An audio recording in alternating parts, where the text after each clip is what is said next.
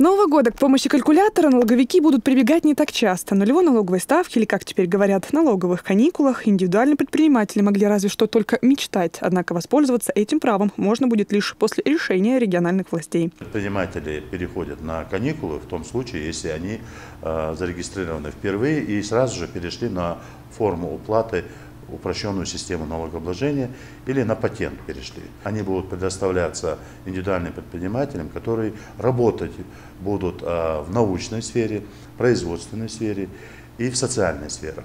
Если он будет работать в области торговли, допустим, ему такие каникулы предоставляться не будут, закон этого не предусматривает. По мнению экспертов, налоговые каникулы позволят снизить и ставку страховых взносов для индивидуальных предпринимателей. Прогнозы оптимистичные – 16% вместо положенных 26%. А это экономия порядка 6 тысяч рублей в год. На сегодняшний день ставка страховых взносов для индивидуальных предпринимателей 26% на обязательное пенсионное страхование.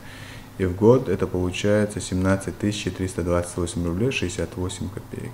Эта цифра высчитывается по формуле минимальный размер оплаты труда 5554 рубля, умножается на ставку страховых взносов, то есть 26%, и умножается на 12 месяцев. Законопроект, одобренный Госдумой в третьем чтении, позволит начинающим предпринимателям, как говорится, встать на ноги. Каждый сэкономленный рубль пойдет в первую очередь на поддержку собственного бизнеса. Это, конечно, большое подспорье для предпринимателей. И сегодня вот мы видим, проходит заседание экспертного совета, огромное количество предпринимателей, которые встали вот сейчас на налоговый учет и хотят заниматься своим бизнесом, у них будут большие возможности в том плане, что они от многих видов налогов будут освобождены. Налоговые каникулы по решению законодателей будут действовать в период с 2015 по 2020 годы. Таким образом, власти хотят поддержать российских предпринимателей и помочь им активно включиться в процесс импортозамещения. Левтина Бонадыкова, Муслим Типаев и Луиза Юнусова. Новости.